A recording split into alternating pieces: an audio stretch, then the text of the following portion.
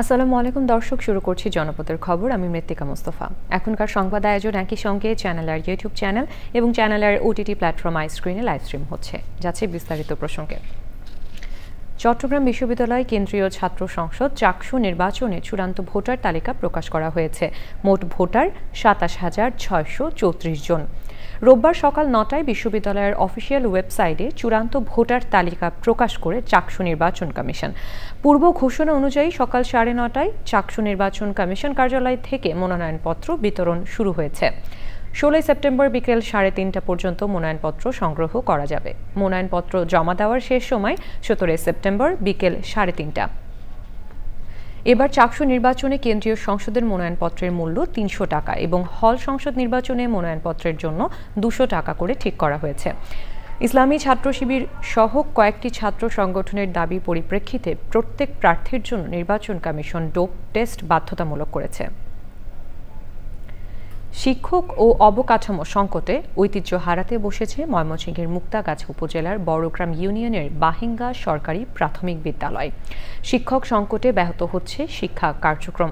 ময়মনসিংহ থেকে শেখ মহিউদ্দিন আহমেদের তথ্য ও ভিডিওচিত্র নিয়ে রাজীব আহমেদের রিপোর্ট। ময়মনসিংহে মুক্তাগাছা উপজেলার বাহিঙ্গা সরকারি প্রাথমিক বিদ্যালয় একসময় ছিল ওই এলাকার শিক্ষার বাতিঘর। ১৯৫৪ সালে প্রতিষ্ঠিত বিদ্যালয়টি শিক্ষক সংকট, শিক্ষার্থী হ্রাস ও ভাঙা অবকাঠামোর কারণে টিকে থাকার লড়াই করছে। প্রায় ১৫ বছর ধরে বিদ্যালয়ে নিয়মিত প্রধান শিক্ষক নেই। স্থানীয়রা বলছেন, রাজনৈতিক কারণে দীর্ঘদিন অবহেলার শিকার হয়েছে প্রাথমিক বিদ্যালয়টি। প্রধান শিক্ষক নাই, তো শিক্ষক দুজন কম, শিক্ষার মানও এমনিতেই কমে গেছে। অতি তাড়াতাড়ি ভালো একজন অভিজ্ঞ প্রধান শিক্ষক দরকার।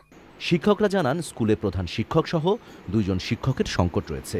প্রধান শিক্ষক আসলে আমাদের পাঠ কার্যক্রম পরিচালনা করা খুবই সহজ এবং আমাদের জন্য ভালো হবে। শিক্ষার্থীরা জানান, সামান্য বৃষ্টিতেই পানি পড়ে ক্লাসরুমে, ভিজে যায় বই খাতা। কোনো ফ্যান নাই, রোদের ভিতরে আমাদের ক্লাস করতে খুব কষ্ট হয়। আমাদের নতুন একটা বিল্ডিং দরকার। বিদ্যালয়ে নতুন শিক্ষক নিয়োগ ও ভবন নির্মাণের দাবি জানান ভারপ্রাপ্ত প্রধান শিক্ষক। প্রধান শিক্ষকের শূন্যপদ পূরণ এবং একটা নতুন বিল্ডিং এর ব্যবস্থা করে পাঠদান কার্যক্রম সুষ্ঠুভাবে পরিচালনা করার জন্য আমরা ঊর্ধ্বতন কর্তৃপক্ষের নিকট বিনীত অনুরোধ জানাচ্ছি। জেলা শিক্ষা অফিসার বললেন, বিষয়টি ঊর্ধ্বতন কর্তৃপক্ষকে জানানো হয়েছে। মিটিং চলতেছে টিও সাহেবের সাথে, প্রস্তাব নিয়ে আমি যেন বিল্ডিং হয়, ওয়াশ ব্লক হয়, বাউন্ডারির জন্য হয়, আমরা প্রস্তাব দেব। কর্তৃপক্ষ দ্রুত পদক্ষেপ নিলে বিদ্যালয়টি আবারও আলোকিত বিদ্যাপীঠে পরিণত হবে বলে মনে করেন এলাকাবাসী। Rajib Ahmed, channel I. নোয়াখালীর বেগমগঞ্জে ২ গুণীজন ও ১৫০টি স্বেচ্ছাসেবী সংগঠনকে সংবর্ধনা দেওয়া হয়েছে।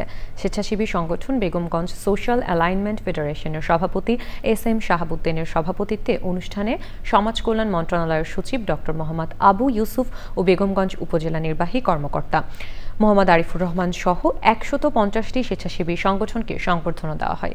এ সময় বিভিন্ন রাজনৈতিক ও স্বেচ্ছাসেবী সংগঠনের নেতৃবৃন্দ উপস্থিত ছিলেন।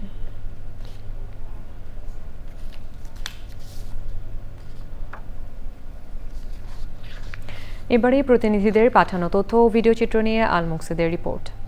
রাঙামাটিতে ভূমি ব্যবস্থাপনা অটোমেশন প্রকল্পের আওতায় অংশীজনদের অংশগ্রহণে পার্বত্য জেলাসমূহে ভূমি ব্যবস্থাপনা ডিজিটালাইজেশন সংক্রান্ত কর্মশালা হয়েছে। প্রধান অতিথি ছিলেন পার্বত্য চট্টগ্রাম বিষয়ক উপদেষ্টা সুপ্রদীপ চাকমা।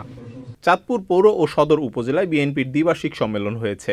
প্রধান অতিথি ছিলেন বিএনপির vice chairman Barkatullah blue.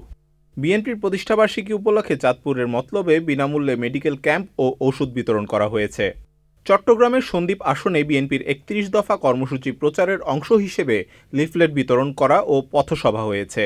Bauria union বিএনপির সভাপতি সালাউদ্দিন চৌধুরীর সভাপতিত্বে প্রধান অতিথি ছিলেন বিএনপির জাতীয় নির্বাহী কমিটির সদস্য মোস্তফা কামাল পাশা। এ সময় বক্তৃতা করেন অ্যাডভোকেট আবু তাহের, আলমগীর হোসেন ঠাকুর ও অন্যরা। গাইবান্ধার গোবিন্দগঞ্জ উপজেলায় জামায়াতে ইসলামীর সমাবেশ হয়েছে। প্রধান অতিথি ছিলেন জামায়াতে ইসলামীর কেন্দ্রীয় সহকারী সেক্রেটারি জেনারেল মাওলানা আব্দুল হালিম। জামালপুরের মাদারগঞ্জে চাঁদা না দেয়ায় ব্যবসা প্রতিষ্ঠান, বাড়িঘরে হামলা, ভাঙচুর ও লুটপাটের প্রতিবাদে সংবাদ সম্মেলন করেছে ভুক্তভোগী আবু বক্কর। সরকারি প্রাথমিক বিদ্যালয়ে নৃত্য ও গানের শিক্ষক নিয়োগ না দিয়ে ধর্মশিক্ষক নিয়োগের দাবিতে ঝিনাইদহে মানববন্ধন করেছে জাতীয় শিক্ষক ফোরাম। লক্ষ্মীপুরে জাতীয় কবি কাজী নজরুল ইসলামের ৪৯তম মৃত্যুবার্ষিকী উপলক্ষে নজরুল বিষয়ক সাংস্কৃতিক প্রতিযোগিতা, পুরস্কার বিতরণ, আলোচনা সভা ও সাংস্কৃতিক অনুষ্ঠান হয়েছে। মেহেরপুর জেলা আইন শৃঙ্খলা কমিটির সভা হয়েছে। জেলা প্রশাসক মোহাম্মদ আব্দুল সালামের সভাপতিত্বে সভায় উপস্থিত ছিলেন পুলিশ প্রশাসনের সদস্য সহ কমিটির অন্য সদস্যরা। ময়মনসিংহ মহিলা দলের ৪৭তম প্রতিষ্ঠাবার্ষিকী উপলক্ষে র্যালি ও আলোচনা সভা হয়েছে। বাগেরহাটের রামপালে বিএনপির সমাবেশ হয়েছে। প্রধান অতিথির বক্তৃতা করেন জেলা বিএনপির যুগ্ম আহ্বায়ক lion doctor Sheikh Faridul Islam. Al মুকসিদ, channel I. যোগাযোগ ব্যবস্থা সহ আধুনিক সুযোগ সুবিধা থেকে বঞ্চিত নোয়াখালীর দ্বীপ উপজেলা হাতিয়া সহ নতুন জেগে ওঠা বিভিন্ন চরের লাখো বাসিন্দা। নদী ভাঙনে উদ্বাস্তু মানুষ বঞ্চিত হচ্ছেন শিক্ষা, স্বাস্থ্য সেবা সহ অন্যান্য মৌলিক অধিকার থেকে। বাড়তি ভোগান্তি মূল ভূখণ্ডে প্রবেশের দুর্গম নৌযাত্রা। নিরাপদ যোগাযোগ ব্যবস্থা নিশ্চিতের পাশাপাশি হাতিয়া ও চরাঞ্চলের জীবনমান উন্নয়নের দাবি ভুক্তভোগীদের। আলাউদ্দিন চিবলুর তথ্য ও ভিডিও চিত্র নিয়ে আফরোজা হাসির রিপোর্ট। মূল ভূখণ্ড থেকে বিচ্ছিন্ন দ্বীপ জনপদ হাতিয়া, মেঠোপথ, প্রকৃতির নির্মল দৃশ্যপট আর বহতা নদী কল্পনায় যতটা আকর্ষণীয়, এখানকার জীবন ততটাই কঠিন। উন্নয়নের নানান সূচকে দেশ এগিয়ে গেলেও পিছিয়ে আছে হাতিয়া ও আশপাশের চরাঞ্চলের ৭ লাখের বেশি মানুষ। মূল ভূখণ্ডে প্রবেশের প্রধান বাহন ট্রলার কিংবা সি ট্রাক। যাতায়াত করার জন্য ভালো কিছু নাই। আমরা ট্রলার দিয়ে আসি নিজের ঝুঁকি নিয়ে, নিজের জীবন ঝুঁকি নিয়ে। কুমিল্লা থেকে আসছি, হাতিয়া যাবো ঝুঁকিপূর্ণ নিয়ে, তারপরে যাই, তারপরে অনেক ভোগান্তি। এলাকাবাসীর দীর্ঘদিনের একটাই দাবি নদী ভাঙন রোধ এবং যাতায়াত পারাপারটা যেন আমাদের একটু ফেরি ব্যবস্থা করে দেওয়া হয়। মনে করছি যে ফিরে দুনিয়া দেখুন না, আল্লাহ বাসে আনছে দিকে আইসি যে। তবে বিআইডব্লিউটিসির 2টি সি ট্রাক দিনে একবার চলায় জীবন জীবিকার তাগিদে ঝুঁকিপূর্ণ ট্রলার যাত্রায় বাধ্য হয় হাজারো মানুষ। আমরা হাতিয়ার মানুষ কত যে নিরাপত্তাহীন ভুগতেছি এটা বলার মতো না। ভাষা প্রকাশ আরো কম হলে আর ভালো হতো, অনেক তো প্রচুর যাত্রী হয়ে গেছে। এগুলো মাঝপথে গেলে অনেক ঝুঁকিপূর্ণ মনে হয়। এরপরে এই বোর্ডে মালও নিছে, অনেক যাত্রীও নিছে, এটা সম্পূর্ণ ঝুঁকিপূর্ণ। যোগাযোগ সহ দ্বীপের বাসিন্দাদের জীবনমান উন্নয়নে নানা পরিকল্পনার কথা জানিয়েছে প্রশাসন। হাতিয়ার নৌযানগুলোতে আমরা সচরাচর যেটা দেখতে পাই যে অতিরিক্ত যাত্রী পরিবহন করা হয়। আমরা এই বিষয়ে প্রশাসন সবসময় সতর্ক আছি। আমরা বিভিন্ন সময় মোবাইল কোড করে তাদেরকে শাস্তির আওতায় এনেছি এবং ভবিষ্যতেও ইনশাআল্লাহ আমাদের এই ধারা অব্যাহত থাকবে। নৌযাত্রা নিরাপদ করতে সি ট্রাকের সংখ্যা বাড়ানো সহ জীবনমান উন্নয়নে প্রয়োজনীয় ব্যবস্থা নেওয়ার তাগিদ ভুক্তভোগীদের। আফরোজা হাসি, প্রকৃতি ও জীবন ডেস্ক, চ্যানেল আই। রাজশাহী বিশ্ববিদ্যালয়ে মাসব্যাপী আন্তঃবিভাগ football, basketball, handball, volleyball, athletics, cricket, kabaddi ও ইনডোর গেমস প্রতিযোগিতা শুরু হয়েছে। সকাল 9:30টায় বিশ্ববিদ্যালয় স্টেডিয়ামে শরীরচর্চা শিক্ষা বিভাগ আয়োজিত প্রতিযোগিতার উদ্বোধন করেন উপাচার্য প্রফেসর ডক্টর মোহাম্মদ মঈনুদ্দিন। খেলায় বিশ্ববিদ্যালয়ের 61টি বিভাগ অংশগ্রহণ করছে। উদ্বোধনী অনুষ্ঠানে উপস্থিত ছিলেন প্রফেসর ডক্টর মোহাম্মদ মতিয়ার রহমান ও রুকসানা বেগম। সভাপতিত্ব করেন আন্তঃবিভাগ গেমস সাব কমিটির সভাপতি প্রফেসর ডক্টর মোহাম্মদ বেলাল হোসেন।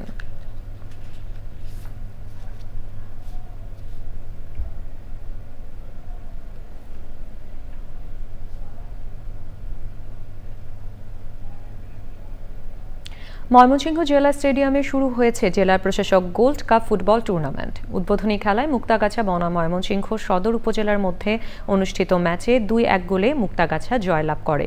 এই টুর্নামেন্টে 13টি দল অংশ নিচ্ছে।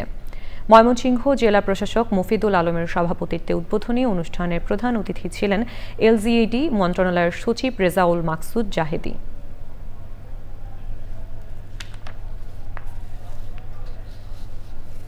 দর্শক, জনপদের খবর আজকের মতো এই পর্যন্ত। একটু পর কৃষি সংবাদ দেখার আমন্ত্রণ জানিয়ে শেষ করছি। ধন্যবাদ সবাইকে।